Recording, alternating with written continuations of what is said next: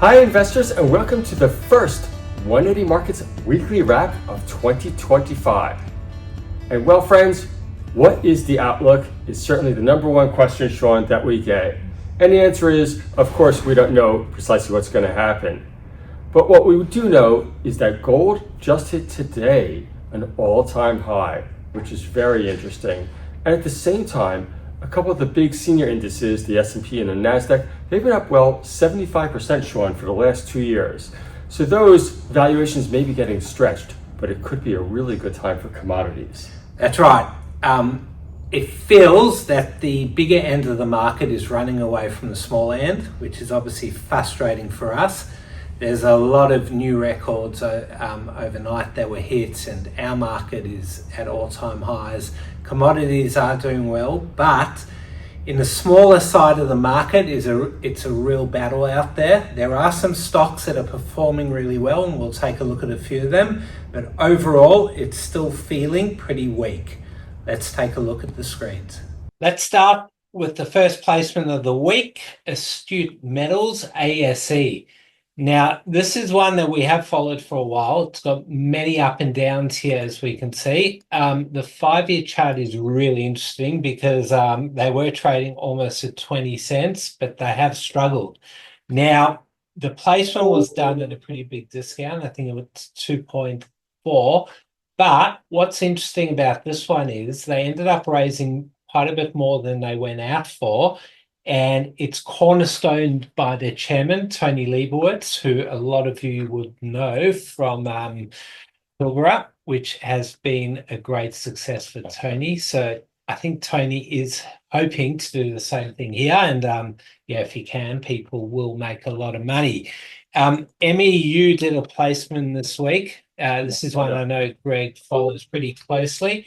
Greg, tell us about Marmota. Yeah, Marmota, very interesting South Australian tri-commodity explorer. They're both in gold, uranium, and now titanium, and they're going to use these funds, Shaun, for drilling. They have been drilling, they're going to continue to do more, and the stock has been a darling, hasn't it? That's right, and what drew investors, I think, to this placement was they got a lot of JMEI credits, and as well as a discount, that adds to the entry price. It lowers it quite a bit. So good luck there. What's your mate's name? Colin. Good luck, Colin. AMD, serial raiser. Yes. Come on, where've I got my button? Serial raiser. How many times? They keep raising. Yeah, Mr. Flanagan is trying to recreate another giant iron ore play, this time in Africa. It is going to require, Shaun, a lot of capital. That's right. And they raised, I think, 3 times last year. That's right. They did a consolidation because they were all the way down to 0.2. And obviously now there's a lot more room to keep raising. So fortunately, I'm holding shares. Greg, that's not good. Matza, they hit the go button again. Up today, they raised money at 3.8. So they're trading pretty well, Greg. Yeah, very interesting, Paul. Very well done on your side there. You did a capital raise at a premium for your gold project. Be interesting to see what you find. ESR, they did another raise. Do we call them serial raiser? We can, but when you got a chart like that, I understand why he keeps raising money. I think this was done to one investor. So that's a good result for them. And hopefully for ESR, the share price keeps going up. I do remember this one from quite a while ago. Yes. Look at that run, Greg. That was, I think, from 1 cent to, I know intraday went to 20. So this one does have the ability to move, and it trades pretty well. Let's take a look at movers. Now, SHN is one that we watch pretty closely. It has bounced from the lows. The lows were at, I think, 0.7, so there's quite a bit of volume there today. All the companies are releasing their cash flow and quarterly statements, so obviously something in there impress the traders, and it's trading pretty nicely. Alterity, ATH, it's down today, but yesterday had a crazy day. I know you follow this one, yes. Greg. Tell us about yesterday's results. Yes, incredible autoimmune disease, Parkinson's, Entering phase two, obviously very positive data, Shaun. Yesterday, the stock price, I believe it doubled. More than doubled yesterday. It's probably now trading at double where it was before. I think it was oh no, it's a bit below, but yeah, yesterday I think it hit 2 cents intraday. Massive volumes. I think it was 450 million yesterday. Obviously a bit of profit taking today. And this one does trade overseas That's on right. NASDAQ. So it follows that price movement. Now, Paradigm, PAR, remember we helped raise money Yes. for them not long ago. They are trading pretty well again. They've had a Wow. great week.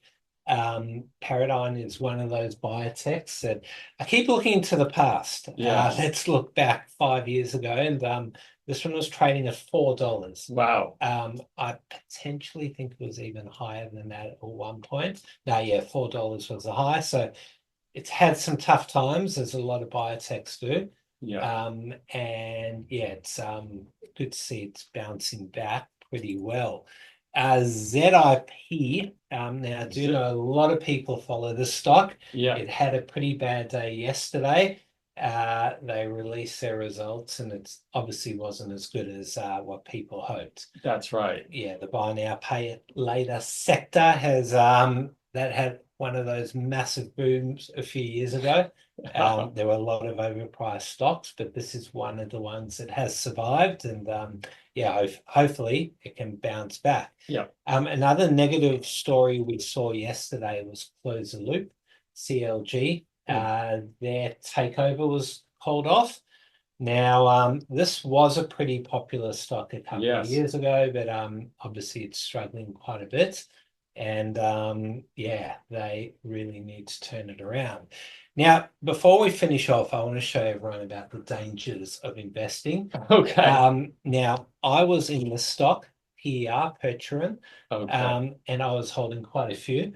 I took in their recent placement at 8 cents. I knew the risks, but I didn't expect this. I was in the airport in middle of December, Yes. and they announced bad results, and I almost said to the family, let's turn around and go home. I can't pay for a big overseas trip after this. But anyway, the wife and family convinced me to keep going, and this is what happens when you invest in these small micro caps. Mining is very similar sort of risk reward to biotechs. And over the years, I've been in quite a few of these where you just got to learn. I just don't seem to learn. Well, Shaun, is the lesson though, just don't put your last dollar into these. Of course, definitely. You can't put a lot into it, but you've also got to, I guess, know the dates that you should and shouldn't be holding, Right. because when they do release results, you're at the mercy of that. And what's even worse is this is a biotech, and if they don't get things right, it's affecting people's lives. All right, everyone, that's a wrap. Greg, what's planned for the weekend? Well, thankfully, Shaun, there is nothing planned for this weekend, and it is my first weekend of the year in peace. Enjoy, Greg, and enjoy, everyone. We'll see you next week.